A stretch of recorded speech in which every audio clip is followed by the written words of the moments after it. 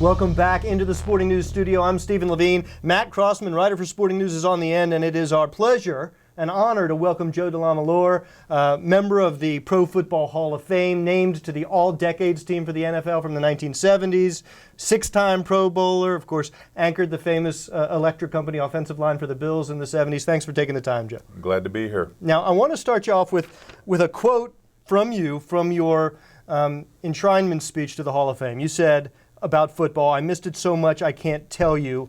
My guts ache when I don't play football. I mean, I cry. That's what I wanted to be my whole life." Now, when my friend over here asked you if you'd do it all again, given what you know now, you told him no. That's right. So what happened between "I miss it so much I cry" to "I wouldn't do it again"? The treatment of the retired players. Because when I played, I thought, hey, you know, if we do an honest day's work and give it our all, when we become older, in our 50s and 60s, they're going to take care of us. The league will take care of us. Well, not only they don't take care of us, they ignore us. And that's this whole issue with the concussions. If they would have answered this problem years ago, we wouldn't be sitting in here talking about it. And they don't take care of the retired players. If you played before 1993, you were a guinea pig for this league. And we played on AstroTurf that's torn up. We had wedges that I played on forever. That was the most dangerous play. Actually, the team that they called it the Suicide Squad. That's what they called it, because you were going to get killed in there. Mm-hmm. And then head slaps. I got 60% hearing loss in my left ear from guys like Deacon Jones. But there's no more head slap, no more AstroTurf, no chop block, no wedge, and no blows to the head.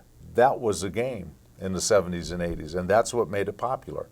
Now, you have said or estimated that you suffered thousands of concussions, which is a mind-boggling number. You hear guys now say, oh yeah, about 5 or 6 or maybe 20, but you said thousands? Well, here's the deal. I asked the guy from North Carolina when Mike Webster passed away, they were doing interviews. He said, how many concussions did you have? I said, I don't know, what's a concussion? We didn't know what a concussion was. I said, what is a concussion? He says, well, basically when you see stars. Oh my God, when you see stars, I saw it every day at practice. Mm-hmm. Twice a day, we hit twice a day in doubles for 6 weeks. We showed up on right after July and went 6 weeks every year, all the way through. Twice a day you're hitting, you had 1 day off, then you played the game. It was brutal. And my wife was pregnant with our first child, and I was walking her in the hospital. She was going to deliver the baby. It was in July 25th, middle of our camp. The nurse said, what happened to him? And I said, no, she's pregnant. Jesus, you were in an accident, weren't you? That's how beat up I was. Mm-hmm. But I never missed a practice, never missed a game. You just went and did it because that was part of the game. Right. And you said, okay, you have 60% hearing loss in your left ear. Other symptoms from that accumulation of concussions that you experienced today? That I experienced, lack of sleep.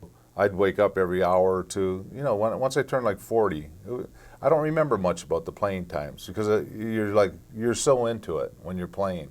And then as you age, you go, dang, I can't sleep. This is insane. And you sleep for an hour, you get up, walk around. My wife will say, where are you going? I go, McDonald's. I said, what do you think? It's 2 in the morning. And I just walk around. That's the way it is. Yeah. But then you start hearing these studies, and then all of a sudden your friends, like Mike Webster and I were really good friends, and he passed away at 50 from dementia. And he had to take our union to the Supreme Court to win the case. And Gene Upshaw said, I'd do it all over again. Mm-hmm. So then you start thinking, what kind of business is this? Here's one of the guys, one of the legends of the game, dies of dementia, or whatever they wanted to call it. You know, nobody really knew what it was then, from blows to the head. Yeah. Now, how many other guys are like Mike? And that's when I really said, if I ever get in the Hall of Fame, 2003, I love football, but I said, God, if I ever get in the Hall of Fame, I'm going to bring this to light, and I'm going to show the disregard for the retired players, which the league to this day still shows. I blame our union more than the league. Mm-hmm. But they have no respect for the former players, the guys who made this league what it is.